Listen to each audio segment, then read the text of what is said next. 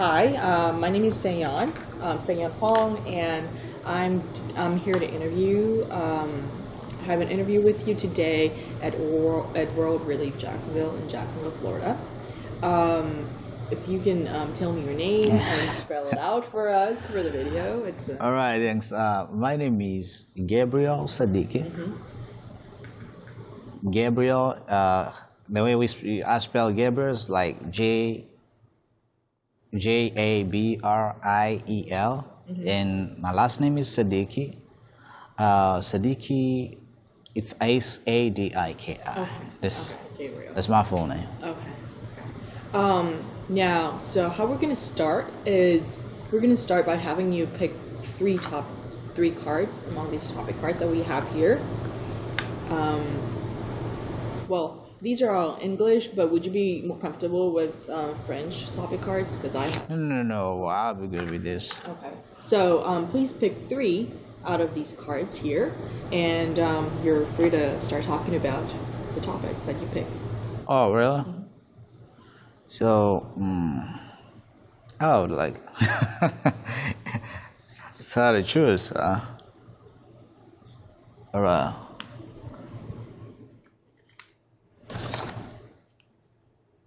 And this and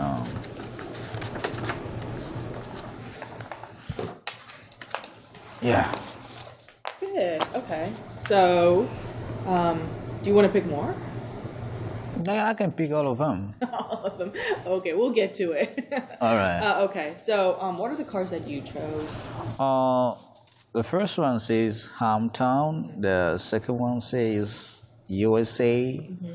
And the third one said community. Okay, so what would you like to start talking about first? Okay, let me just start by hometown because that's the first paper that I chose. Yeah, my hometown is Congo because that's where I was just born. That's where I was born. It was. In 1995, that's when I was born. And I think it was, I'm sure it was in January, the 23rd of January. That's when I was born. Yeah. And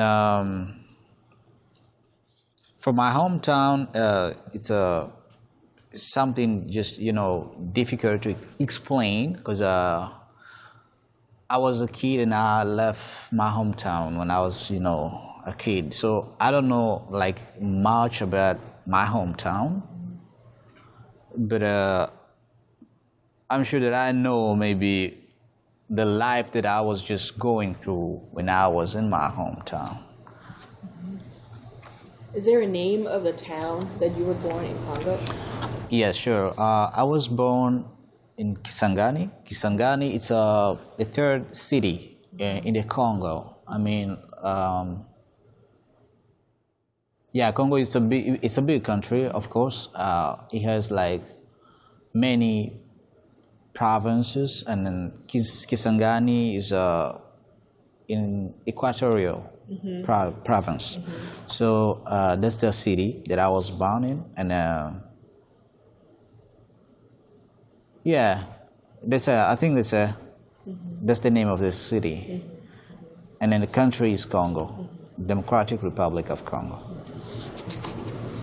So can you tell us about how you had to leave your hometown and where you went afterwards? Yeah, as I just said, I was younger at that time, but I can remember some of the pictures that I just have in my memory, and a lot of things that I know about, the way I left my country and being a refugee, in Rwanda. My dad told me, I think my father told me all the story. Yeah, it's a long story, but I'll try just, We have time. So. All right. All right. First of all, you're talking to the prince I'm a prince. My father was a king in a village where we've been living, and this Kisangani, that's where I was born, and then I've been living there with my father. And when his granddad died, just passed away, they just called him for him to replace him. That's the way my dad went back to his village, and that's how he became a king in a village. So that day, I think he led the village from 95, since when I was born, up to 1998, because he left the village around 99. Yeah, and the main reason that just pushed my family to leave my hometown,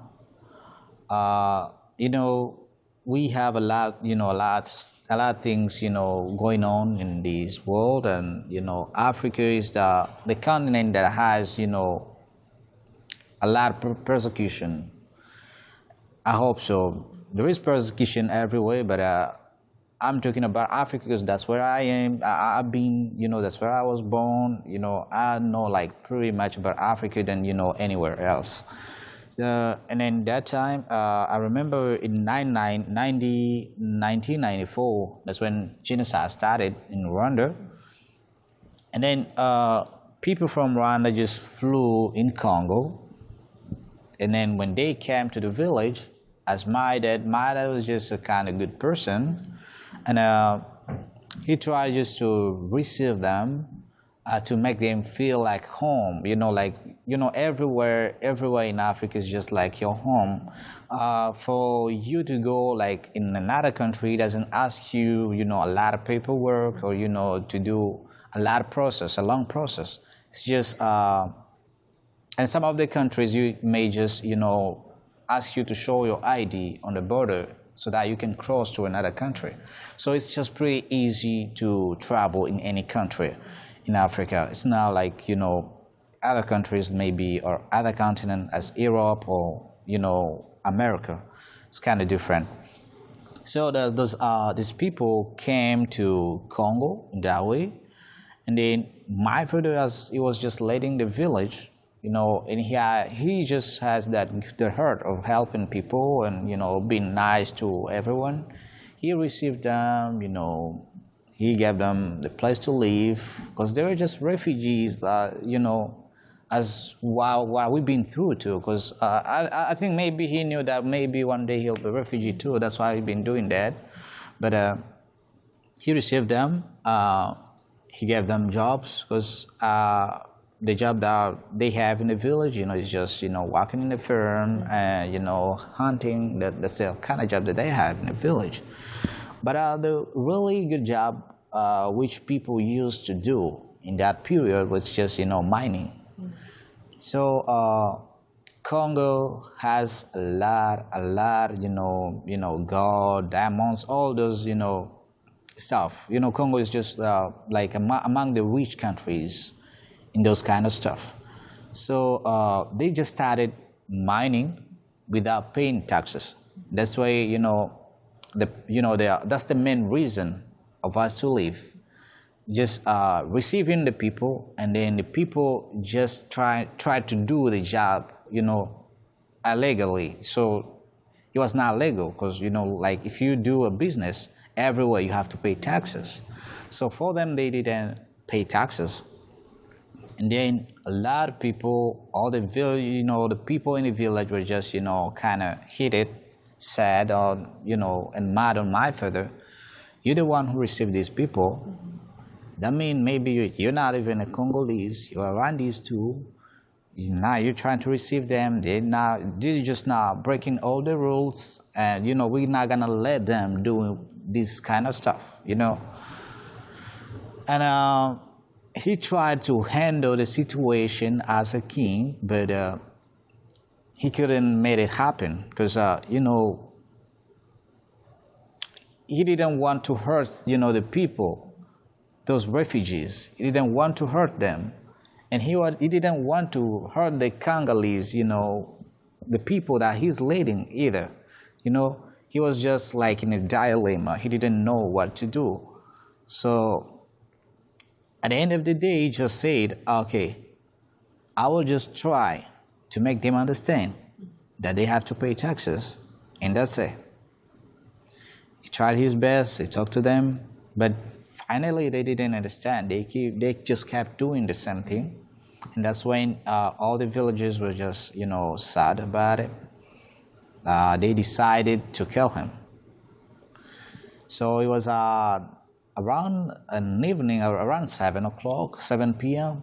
That's when they came to our house, and then they took my dad. Because they had a forest. It's a big forest there, and then they just took him in the middle of the forest. Like, they took like a kind of thing they just,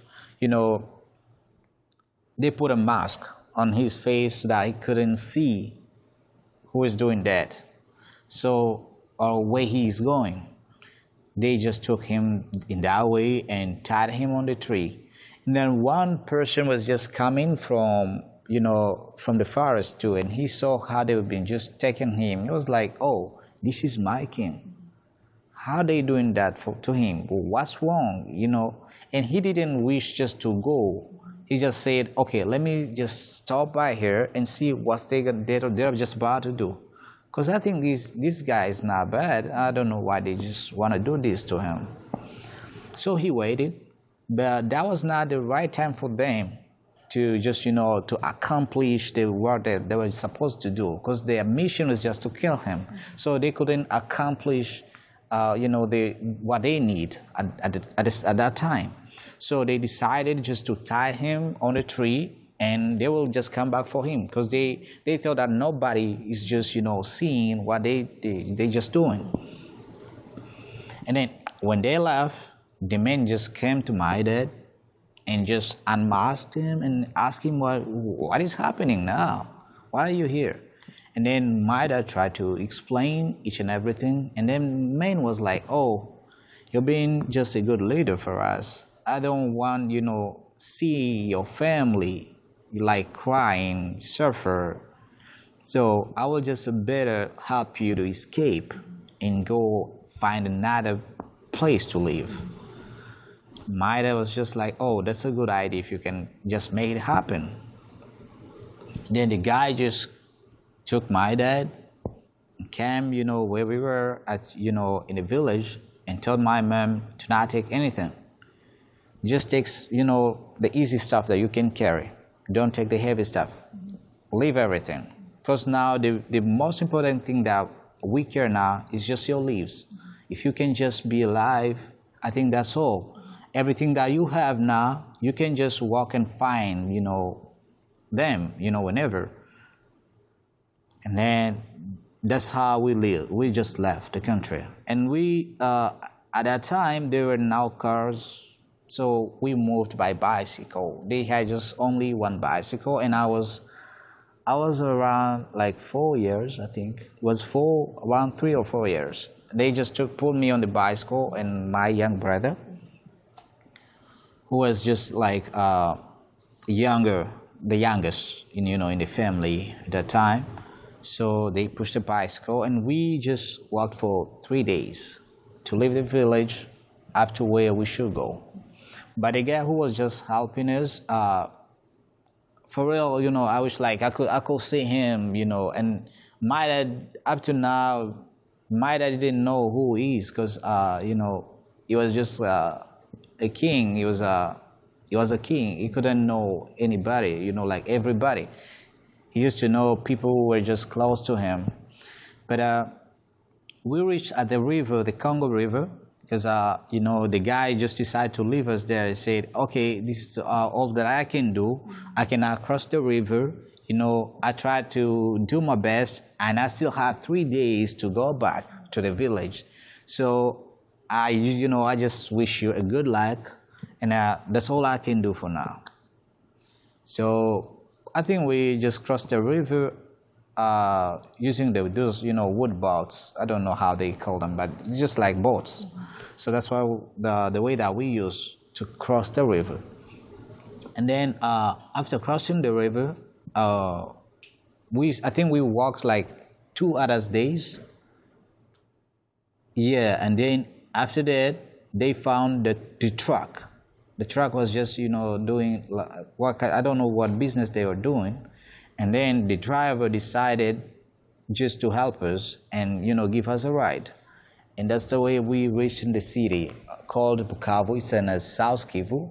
That's another province, and then from there, there's people knew that we just there in Bukavu, so they tried to find out how to reach us.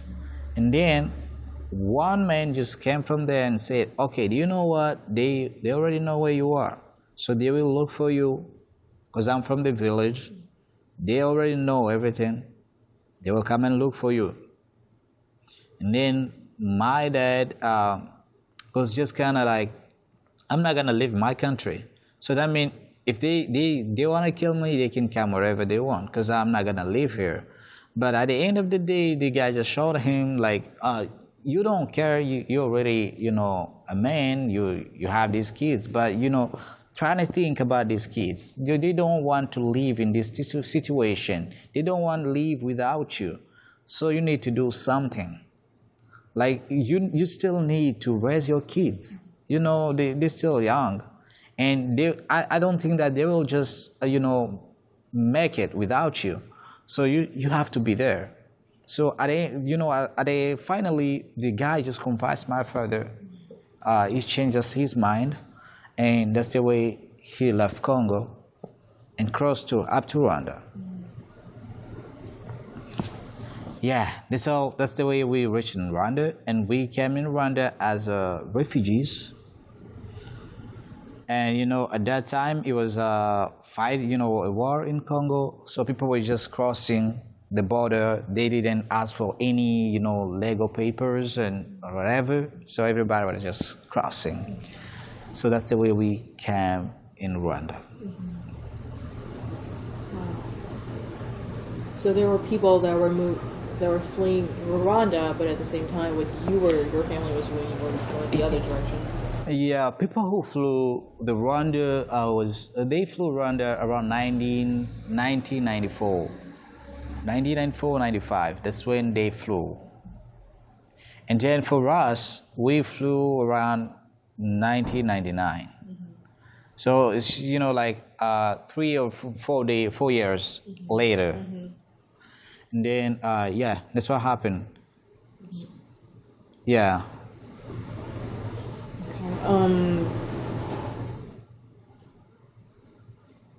Now,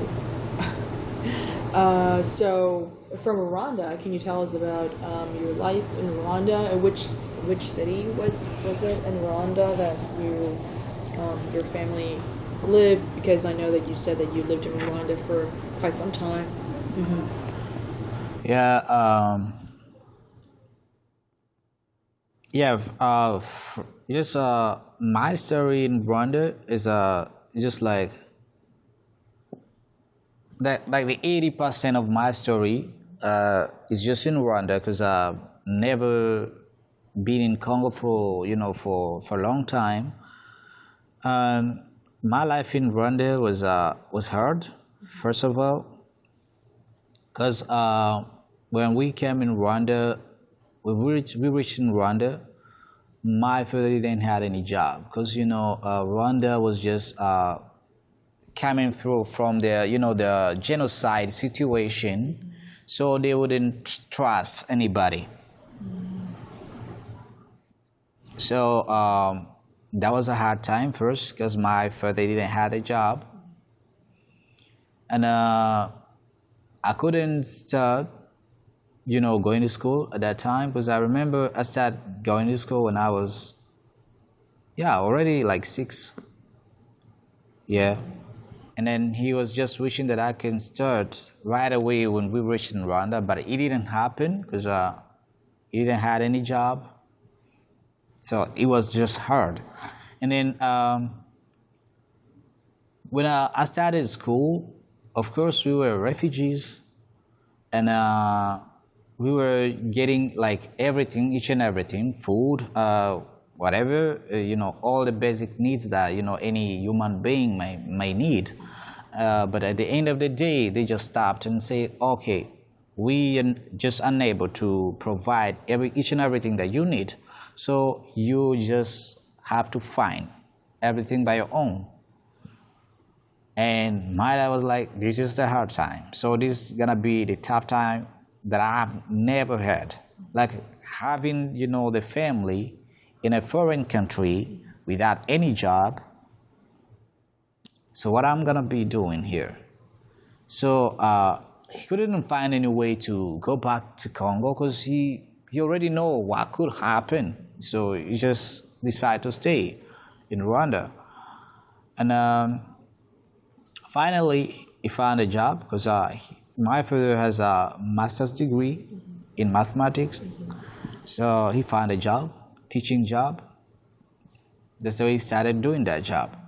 But myself, I was kind ambitious since I was a kid.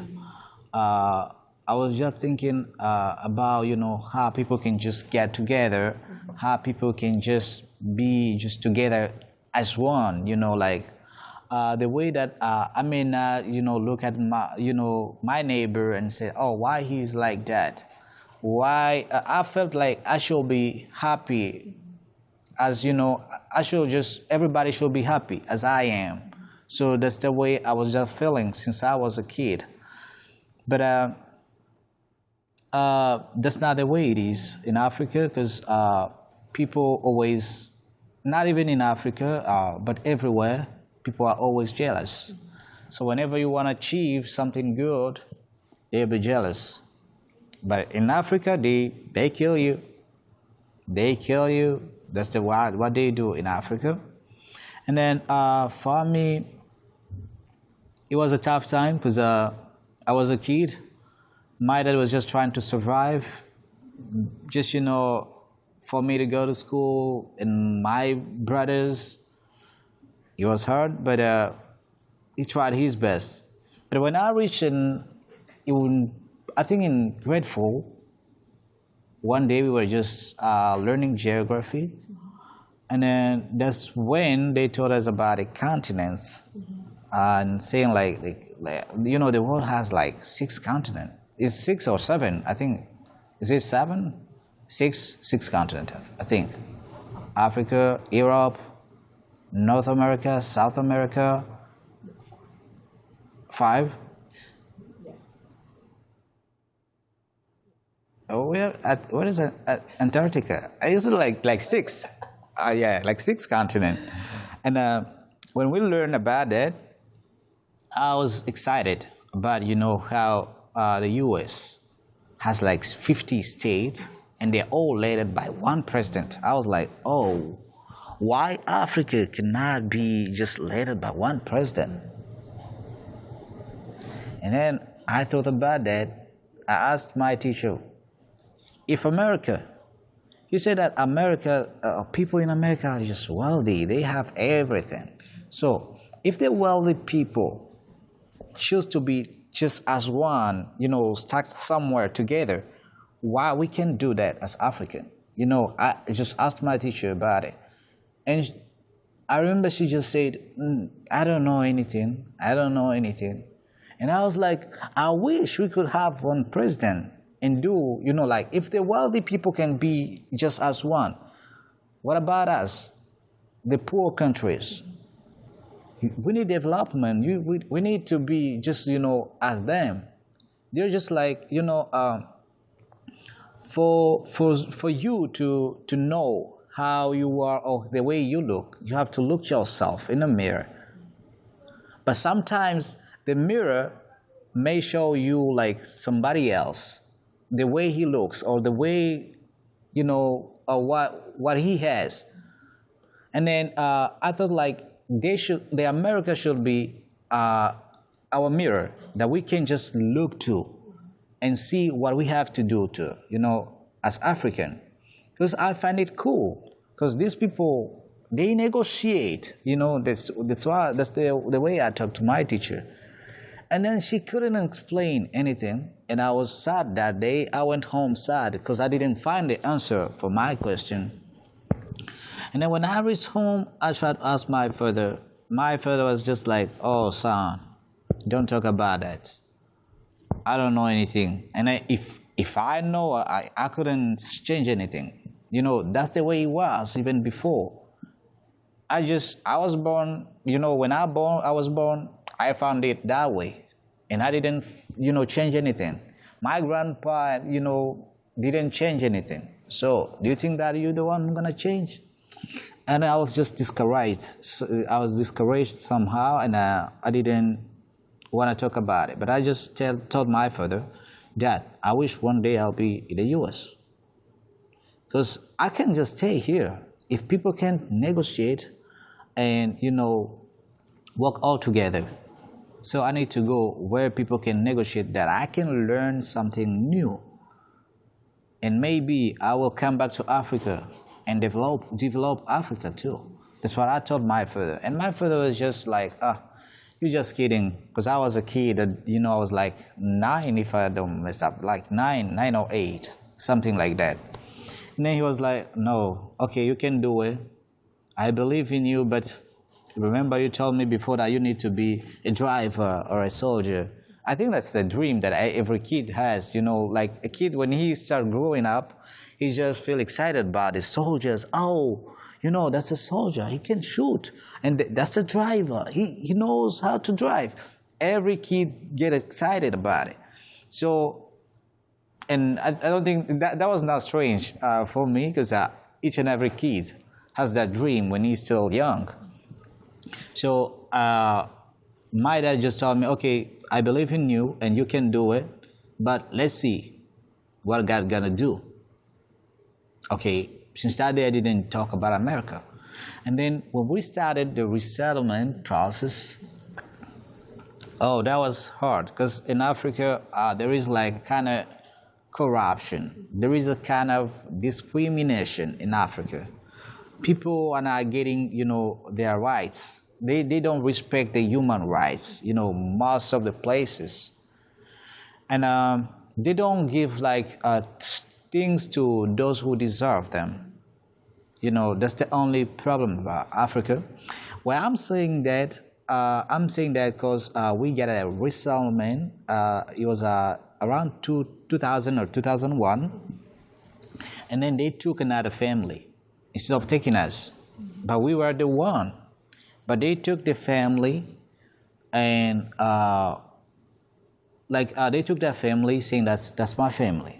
And there's like amazing. There is another Gabriel Sadiki in Europe, and then they left me. I was just there and my family, but they took others people, which are just took just our names. They just goes by our name, but they were not the real people. So they went in Europe in that way. My father was just disappointed. And then after, he got a second chance about going to Australia. But remember, he didn't ask why he didn't go to Europe. But he started already the process.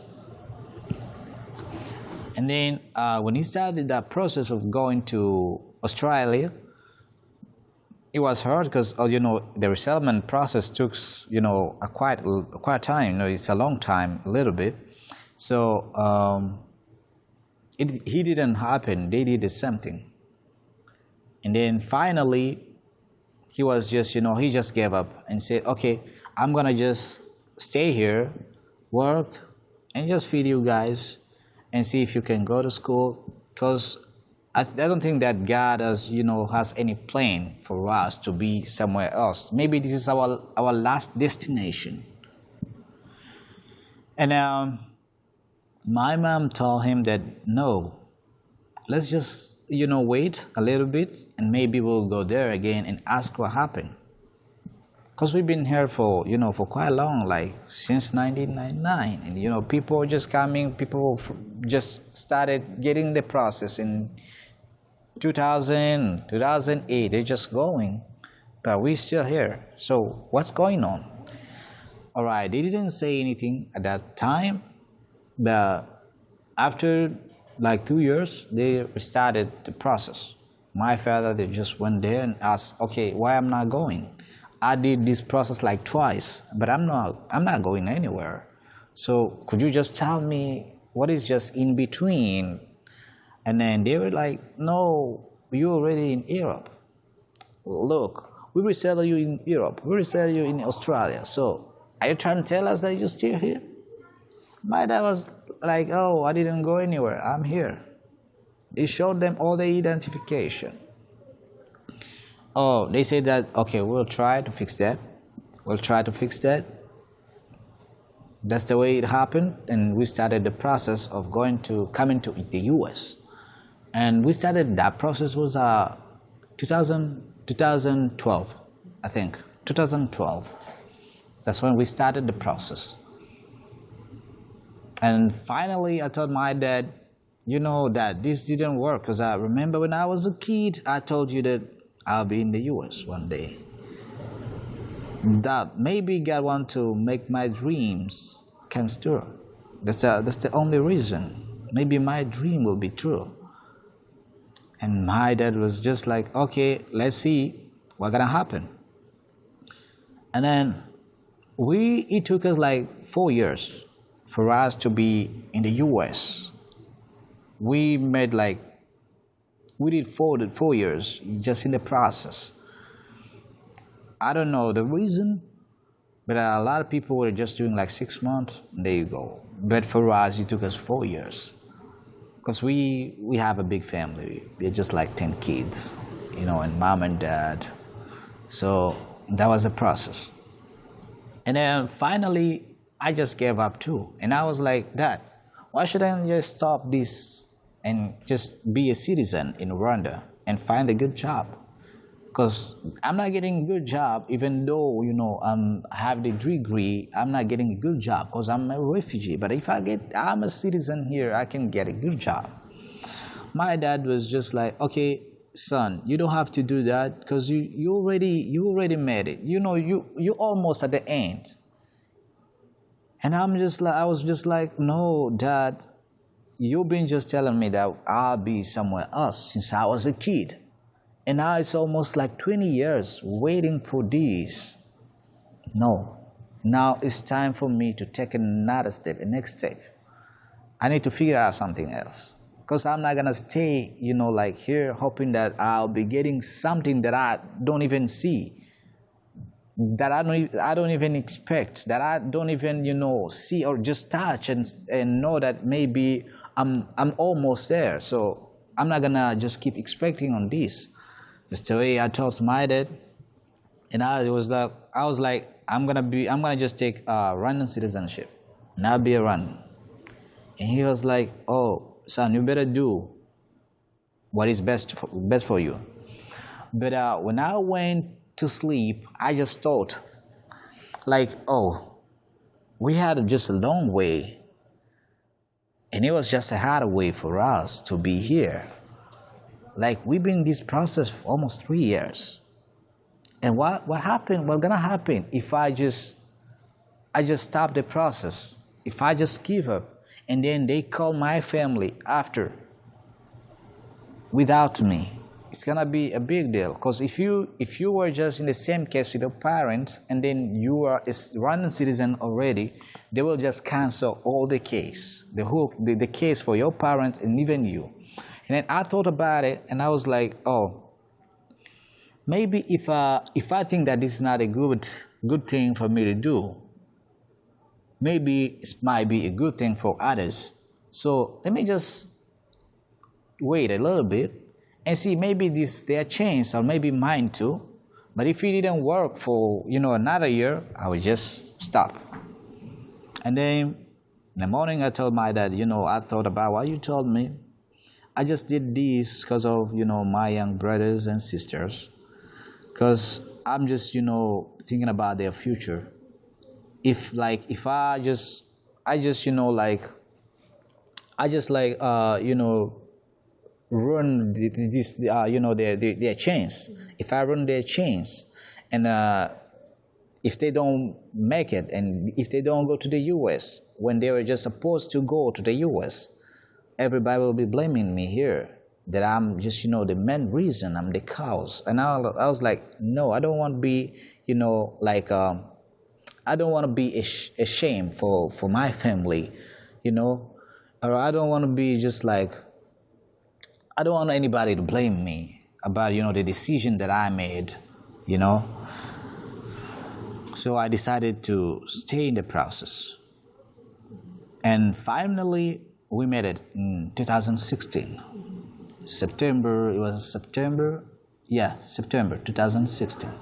That's when we made it. So, it just took us a long way.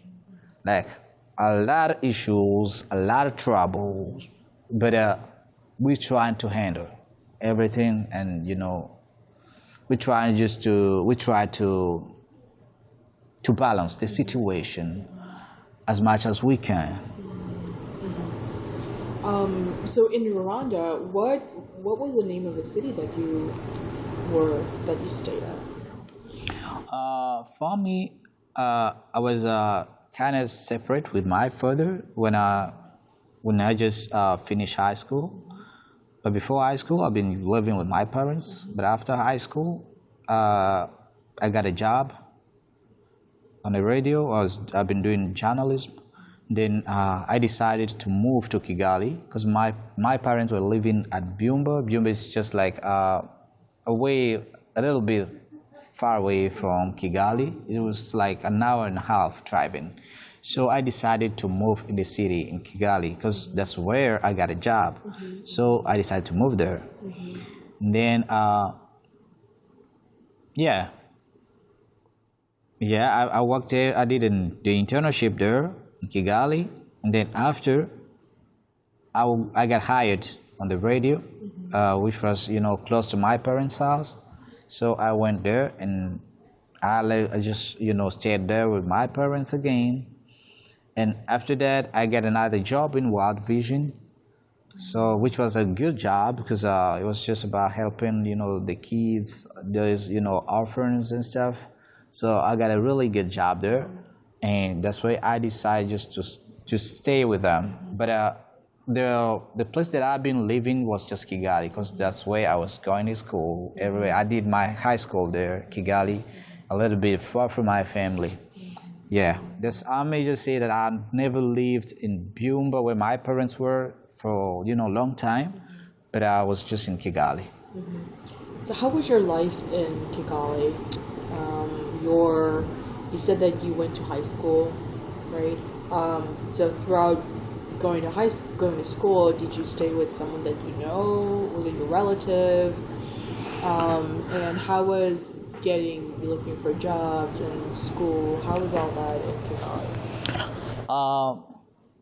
It was hard because the main reason that pushed me to leave my parents' house, it was I need to get everything that I need because, as I told you, we're a big family. My two brothers were already in college, and then to get education, to be educated in Africa costs a lot of money.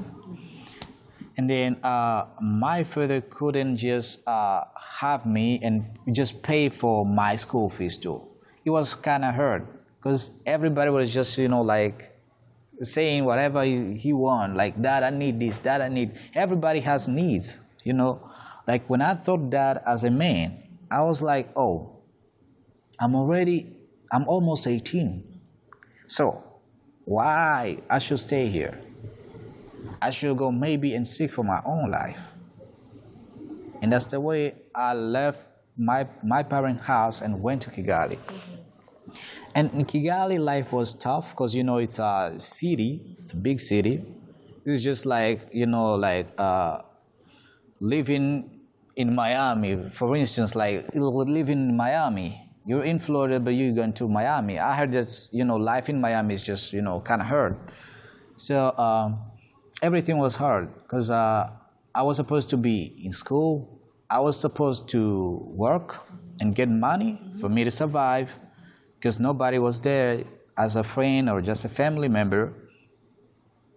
And then I was smart in my class, so one of my student, my fellow student were just in wealthy families.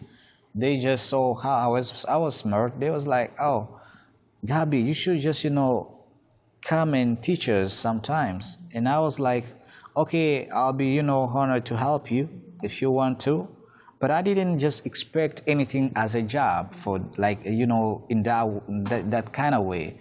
So that's the way I started just, teaching them, like it's just like revising everything that we've been taught in class. And I'll be just revising with them everything because I was kind of smart. And yeah, that's it. And the head of the school, the principal was just already proud of me because I think I've been attending school like a couple times a month because I was always at work. But I was just get a distinction every semester. So the head, even the principal, we call them headmaster, in my country, but they call them principals. The principal was just proud of me. And then in that kind of way of helping my fellow student, that's the same way that I got a job. Their families decide to pay me for them to get just to revive with them all the courses that we've been taught. So that's the way I started just that job. And then I've been doing that job, but the job was not paying me more. Finally, I told the families, and I think I need to find another job because, I'm a student. I don't have a family here. I'm taking care of everything. It's not enough for me. Like I told them that I've been doing something else, but, I stopped this because, they're my fellow student. I don't want to see them like failing, in class. So that's why I did just like a sacrifice. But I think from here, I will just stop what I'm doing and I will look for another job.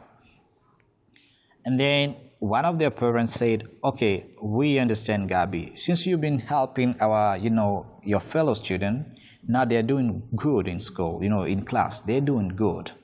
So we think that we might find you another job. Despite of this, you can just get another job. And so that you can just keep doing both, helping them and do that job. So we need to help you too. So I was like, okay, if you can make that happen so that I can earn, enough money for me to pay my school fees, my rent, and, get something to eat, I'll be honored to do that. So finally, they found me a job. And if I was as a receptionist, it was in Auto Park, King Auto Park. I think that was the name of the company, King Auto Park. And I was a receptionist there. That's the way I started just learning the front desk job. So I started that job. It was just very good money. It was a very good money. I was getting good money. And that's the way I survived, in Rwanda. But I've been just doing both, going to school and work. Pay my rent, feed myself as a man. Because I couldn't just go back home because I knew already what my father was just going through. He was going through hard times. So I didn't want to be just like, I didn't want to be, like, how may I just say, explain that? I didn't want to be just like a problem too. Like I gave him time to think about, others' problems, not mine. Because at the time I thought that I was already old, like being 18, I thought that I'm already a man. I can do something. I can, feed myself. Instead of just staying there when I know that my father doesn't have enough money that can just, like resolve all the problems in the house.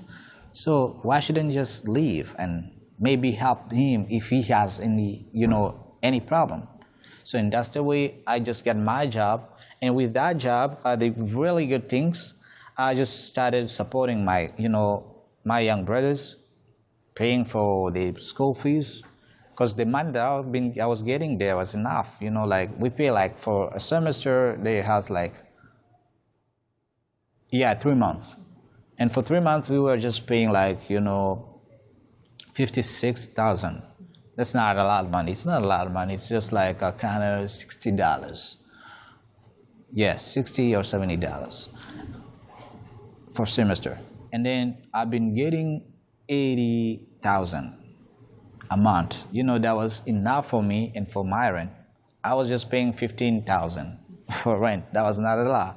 So I was like, okay, now I can see that I can, I'm able to help, my dad. Because he been just a man, like, feeding this family, 10 kids, until I get like 17 years old. My brothers are like 25 or more than 25. At least he's a man. So he needs, somebody to give him a hand. So he need a hand. So that's the way I felt, and then that's the way I started just working and helping my family too. And that's the way I done high school, paying for my school fees by myself. Would you say it's common for students to do jobs, to work at a job or multiple jobs while being a student and just going to school, like only not every day and occasionally? Yeah, that's a really good question. But it depends on the person, because we just all human beings, but we have some different standard of living.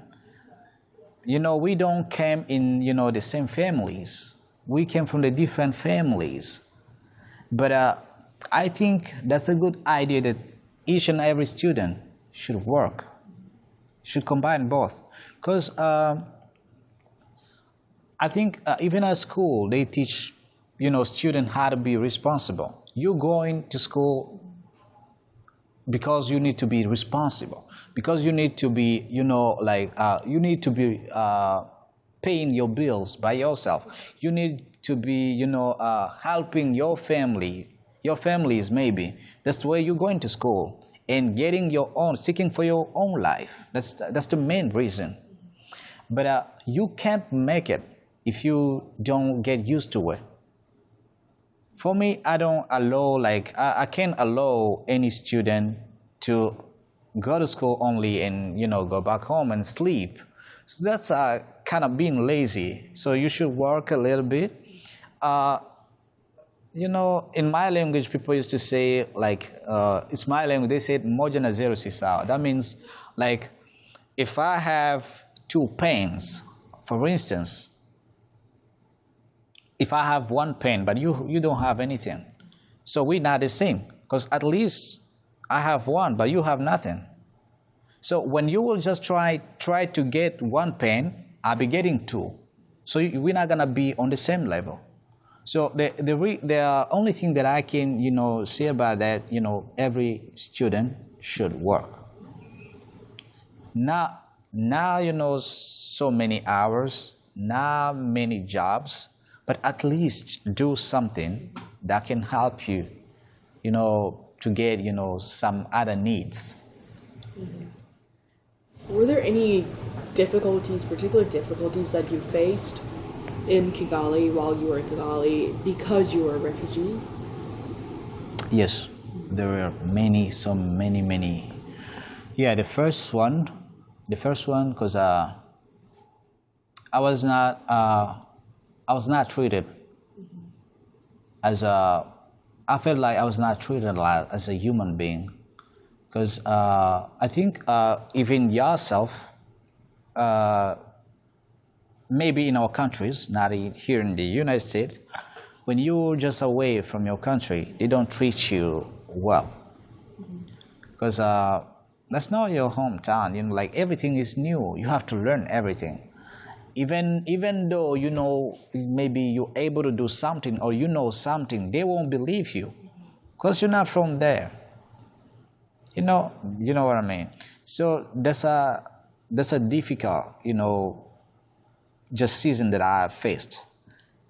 And as I told you, for me to get a good job was just hard because a refugee could not get a good job. For you to get a good job in Rwanda, you have to be a citizen first. And I think it's the same as the U.S. too. But the only good thing is about the U.S. that they pay good, even though you're not doing a really good job that you might need, but that you might just maybe like to do, but you will just get a good money. But in Africa, you don't get that. That's the only problem. But in Africa, for you to get a job, it's hard, first of all. Whether you have to corrupt somebody, whether you have to get a connection, like to be connected.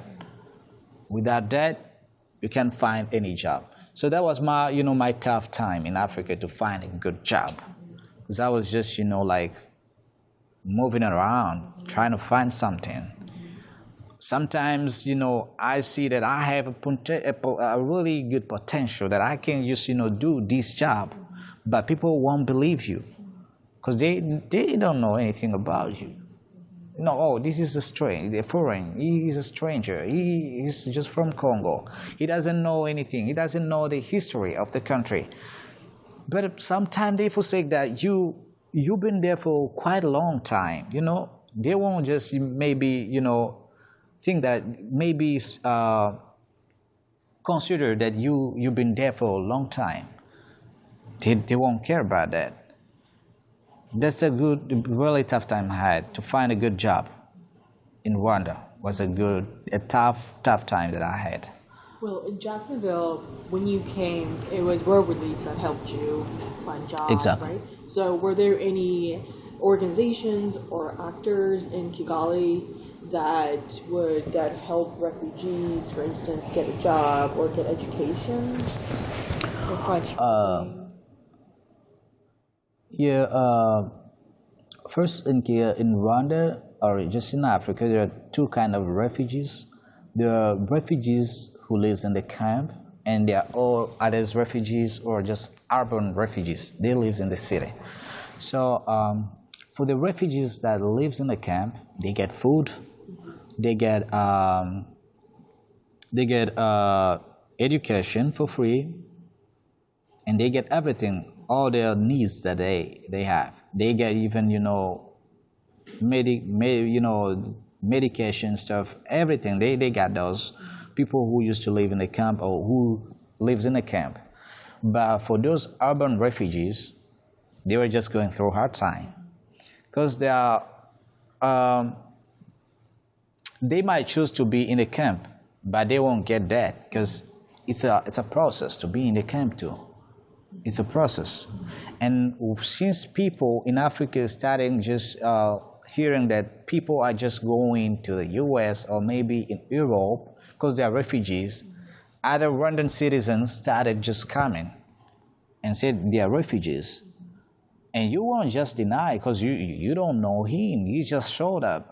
He will tell you his story according to what he's just planning, Yeah, like he will just make a plan and come and tell you his story. And you won't just deny because you don't know where he's from. You will accept. So they started just saying that all the urban refugees not going to get any help. Before they were getting some food in 99, and then in 2000 they stopped. They said no, they should work. They live in the city. They should learn how to get money.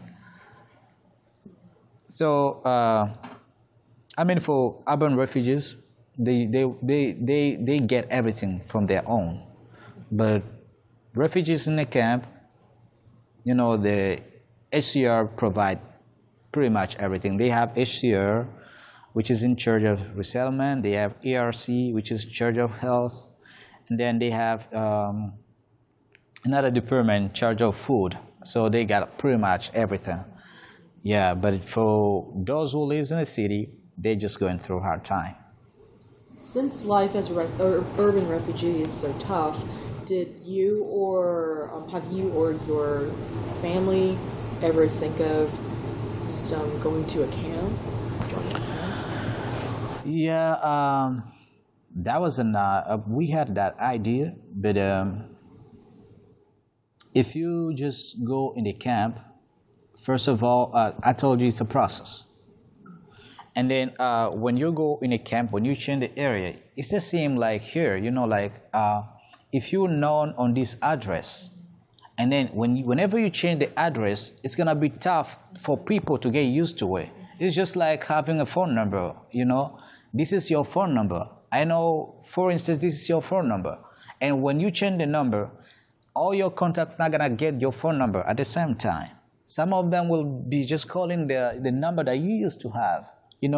That's the other thing. And the main reason of not changing is just when you go in a camp, they will just need to transfer your case in the camp, and you will have just to restart all the process. And for us who were just in the resettlement process, we were just scared about that. Like, oh, we've been here for quite long. We've been just struggling here. We don't want to restart the process. But at the same time, it was a good idea going in the camp because we're going to get everything. But when you think again, you think twice and say, oh, I'm going to restart the process, and maybe I was almost done. Nobody will just accept to go in the camp. That's why, all of them decide to stay in the city. Because there you're not going to get used to, you're going to restart, like building, friendship with everybody and get used to the neighborhood, and you don't know how people behave there. So it's kind of different. It's just like going to another country that you have never been before. So that was a good idea. We had that idea. But according to the resettlement process that we were just in, we decided to stop because it will just take us back. Maybe you wouldn't have me today here. So when you came to Jacksonville, did you know anything about Jacksonville? And when you came, did you have any goals or expectations you had about your life? Of course. But for me, it's a quite different because I know I was not supposed even to be in Jacksonville. So they just changed my destination at the airport. I was supposed to be in San Antonio, Texas. This way I was supposed to go. But reaching at the airport, they just changed the destination and said, oh no, you're not going to San Antonio. You're going to Jacksonville. But everything that I used to know, all the goals and all the stuff that I was planning to do, what I planned in my mind was just about San Antonio. I didn't plan anything about Jacksonville. And when I just reached in Jacksonville, because I've been looking like San Antonio everywhere on Google, on YouTube, looking on some videos, how is this? It's a good city. Like they have a lot of tourists coming there, to visit, And I was like, oh, this is a good place to to be, because if tourists can come, that means they might have some, a lot of jobs there, because people are always there, so they might have some jobs. But for Jacksonville, for sure, I didn't even check, because they told me right away when I was about, just to fly. That's when they changed the destination and said, you're not going to San Antonio, you're going to Jacksonville. And I was like, okay, let me wait and see how is Jacksonville. But I was kind of disappointed because the way I was just thinking San Antonio, that's the same image that I was just giving Jacksonville. Because we believe that in Africa, everywhere in America, is a big city. It's a good city. You're going to be good. You're going to be doing good. And sometimes people think that you're going to be just picking money from the floor, down. Like, oh, they... it's just like, like go and get money from the tree. Yeah, that's what we used to think. And then when I just reached in Miami, because first we stopped in Doha, Qatar. And it was a good city. When we reached at the airport at Qatar, I was like, oh, is this the U.S.? But when I heard, people speaking Arabic, I was like, oh, this is not U.S. Okay, but let me wait. And when we reached at Miami, I was excited. I didn't sleep that night. I was just kind of looking through my window. How is the traffic outside? How people are just driving 24 hours. I was like, oh my goodness. How people can just drive 24 hours? I've been seeing all this traffic, since in the morning, but they still driving. And I'm like, oh, this is a city. Unfortunately, when I flew, I flew from just to here, Florida, Jacksonville. I was like, oh, is this the city or what? And my mom didn't believe that we just already made it. We just in Jacksonville already. She was like, no, this is not our final destination. We're gonna fly again because this is not a place. Because we were just in the apartment up there, and everything was just like, oh, no. Because at the same time we've been just working there, we've been just trying to make sure they just could live in a good life, a sweet life in Africa. But when she reached here, just in the apartment, she found like four chairs in the house. And she was like, oh my God, is this? And when she went in the bedroom, she found out, of course, the bedrooms are good. But I only have 4 chairs and I have like 10 people. But at the end of the day, we made her understand because, it's hard. At least getting this opportunity of being in the U.S., that's a good thing. Because it doesn't matter the way people received you. They try their best. For me, sometimes I think World Relief, they tried their best. Because it's hard to receive like a big family like that. But for sure we were good when we reached, even though she was not satisfied. Because that was just something that she said on her mind already, that she'll be just living in skyscrapers, something like that. And when she saw herself in the apartment, she didn't believe. Because all of us were just believing that we'll be just getting money from the floor. They say, that's America, Because a lot of people who just, a lot of friends who just came before us were just sending picture to us and say, oh man, here we're getting money. And if he just sent you like $50, and you will be like, oh, this guy didn't have a job here, but he's able to send me $50. Oh, and when you ask him and say, okay, here we get money whenever we want. I get paid every week. And when I think that I get paid at the end of the month, I'll be like, oh, this guy is getting rich. Maybe that's true. People just get money from the floor in the U.S. How can you get paid weekly? We get paid monthly, man. And then at the end of the day, that's why my mom was disappointed about that. And for me as a man, I wasn't disappointed because I knew that I'm responsible of my life. I'm the responsible of my life. So I can change my life anytime. I can change my story anytime. No matter where I was, no matter what I've been through, but I was sure that I can change anytime. So I try just, to comfort my mom and tell her just to chill. This is not gonna be just the end of the life. Today you're in the apartment, but tomorrow you can be in the house. And finally, she made it. We made it, and now we're not in the apartment anymore. And now she's feeling better. And that's when I told her every day, like, you see, you was about to give up, that you live in the apartment. But each beginning has to be tough. This was just a new country. This was a new place. Do you know anybody here? No. You don't even know anybody here. So you have to be patient and seek for everything you need. Because you just the boss. You just the own boss of your life. So you have to plan everything. It goes like business. You have to plan everything. You have to see, oh, which gonna be the good area. If I need to do my business, what I'm gonna be doing, or what people need the most in this area, or what gonna be the risk, how I'm gonna just handle the risk. You might be thinking about all this kind of stuff. You have to think about those, and that's the same way I just told my mom before, just complaining.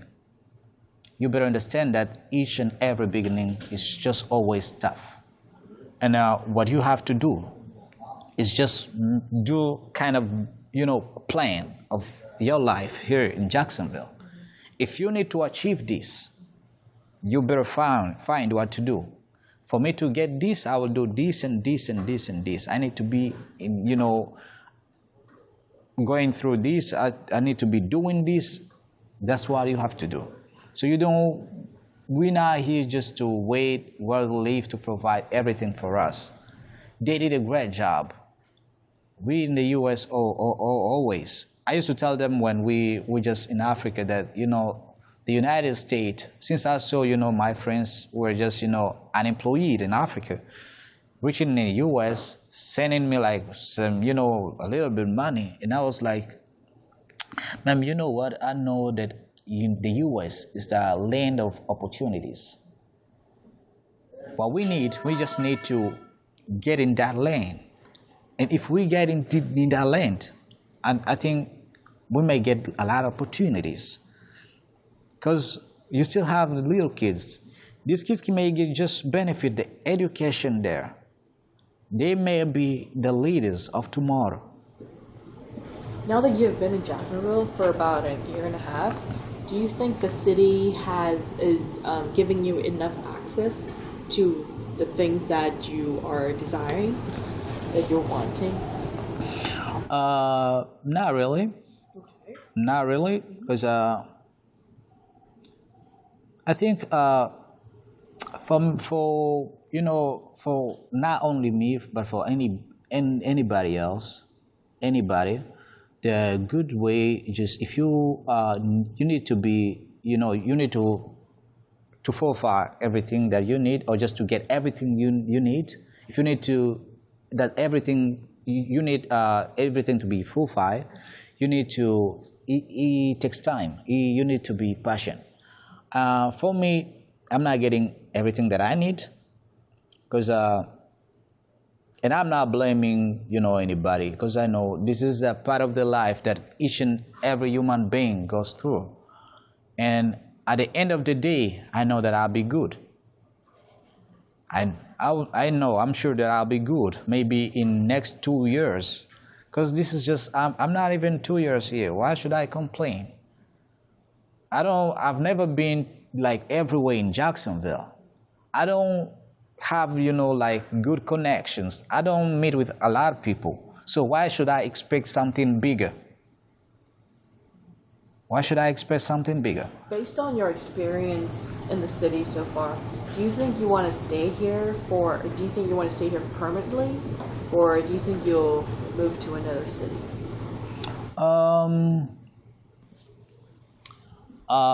Probably I've just traveled to maybe 12 states in the U.S. since I've been here, and what I just find out, I mean the U.S. is just the same. The places are the same. I might just find that life is just kind of easy right here in Jacksonville, or maybe hard in Jacksonville. But what I found out is just when you move to a place that life is easy, maybe they pay a lot of money for rent. And whether they pay less money for rent, life is tough there. Maybe the food is expensive. Everything is expensive. So I mean, like, the U.S. is just the same. It doesn't matter where you are, but you have just to be a hard working for you to achieve whatever you need. So for me, I don't think that I'm planning to move, but I'm feeling like I need to work hard so that I can make it high, out here. So I don't need to be somewhere else. What would be the thing that you will be looking for in the city that you want to move to? why would you be moving to that city? Do you have any cities on mind already? Or what will be the reasons that you'll be moving to the city? For real, the cities. I'm not willing to move in any city. Because, sometimes you will to move somewhere because you have families, because you have somebody who can just show you and guide you. Guide you and show you each and everything. But I'm already here like a year and a half in Jacksonville. If I move somewhere else, I have to restart the process. I started in Jacksonville. I have to get used to the neighborhood. I have to get new connections. I have to meet new people. And I have to find a way to make friends, But I already made, some, even though it's not enough. But I made at least, a little bit of friends, a little bit of connections, So I'm not gonna just,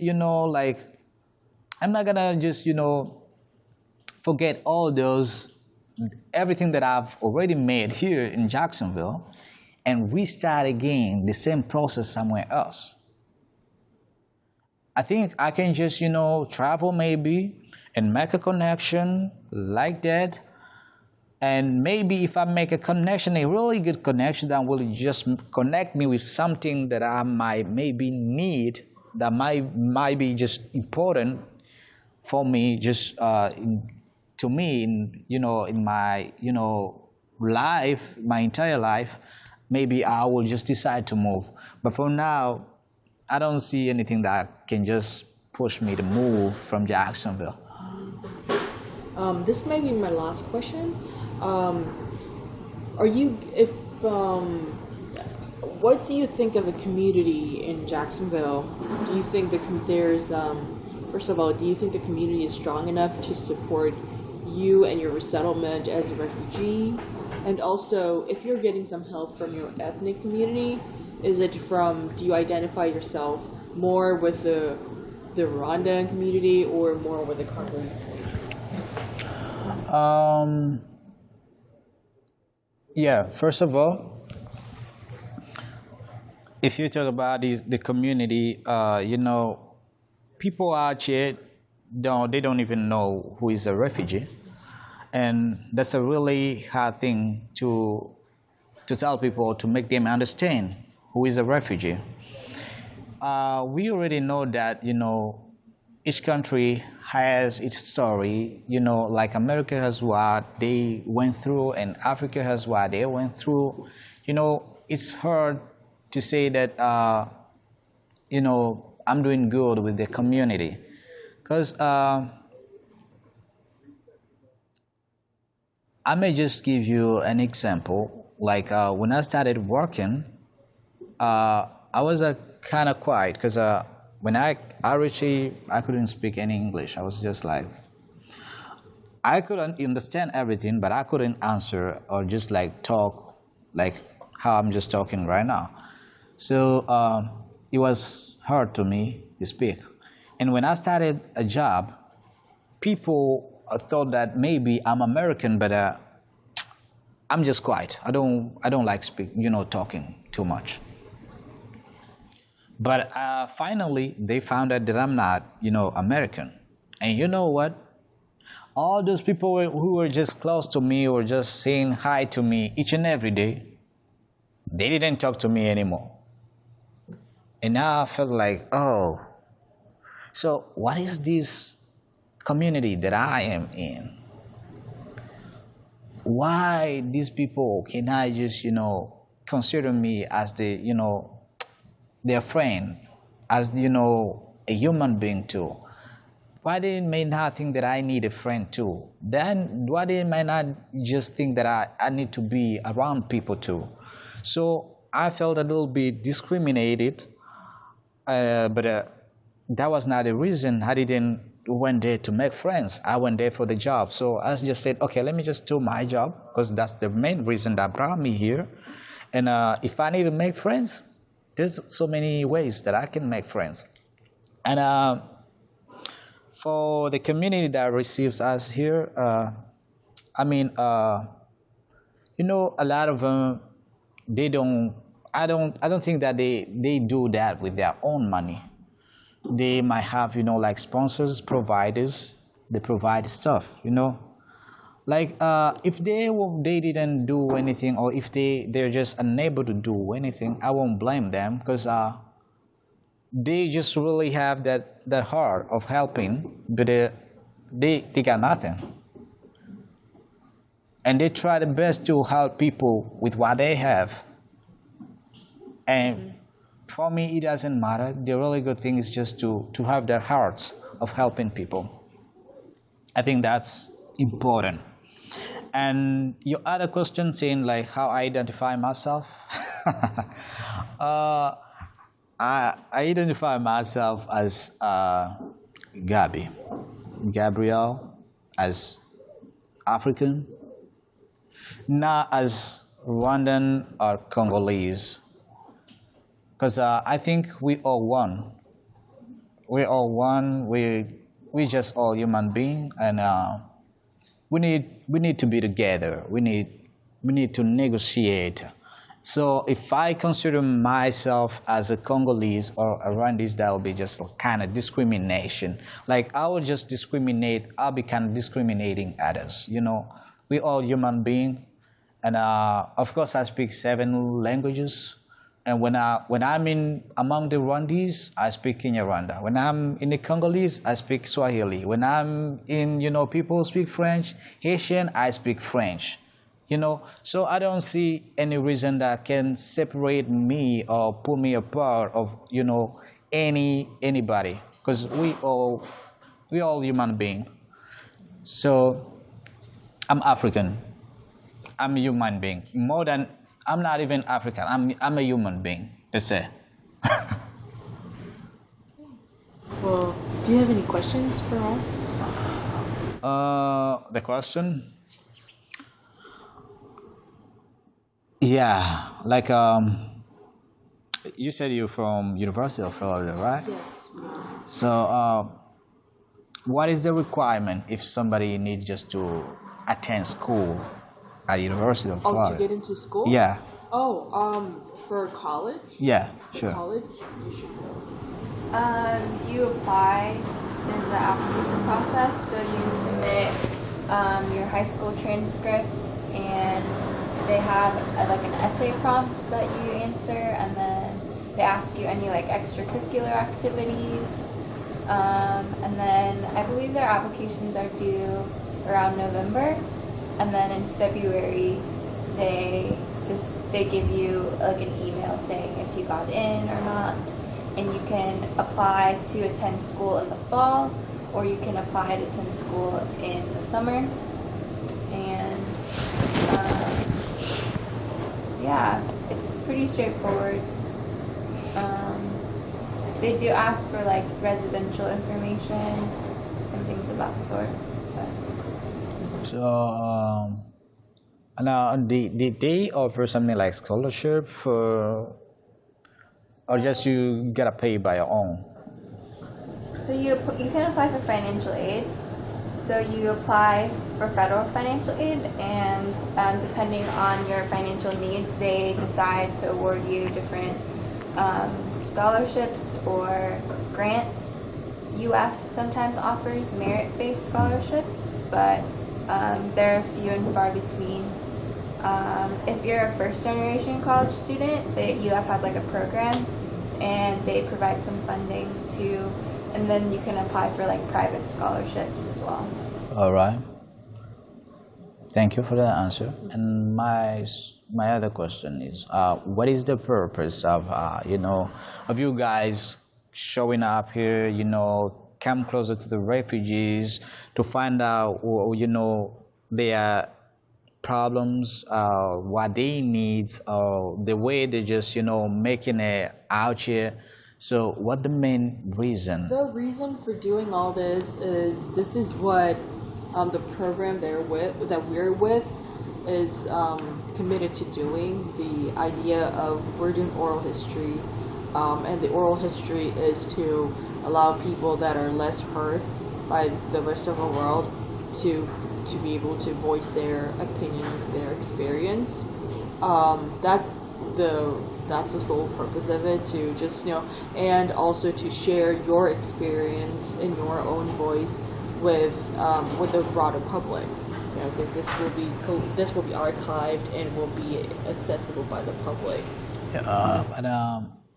So you mean is this a project of school or just part of it is so this is we got a grant awarded from the Florida Humanities Council.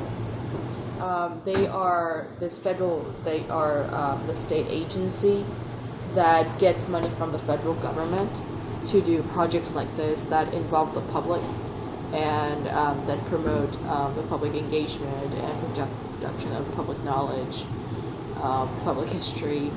So it's really more about history and public engagement than what we're wanting to do.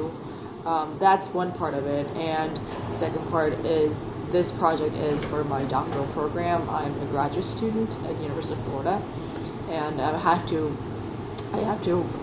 write a publication in order to graduate. And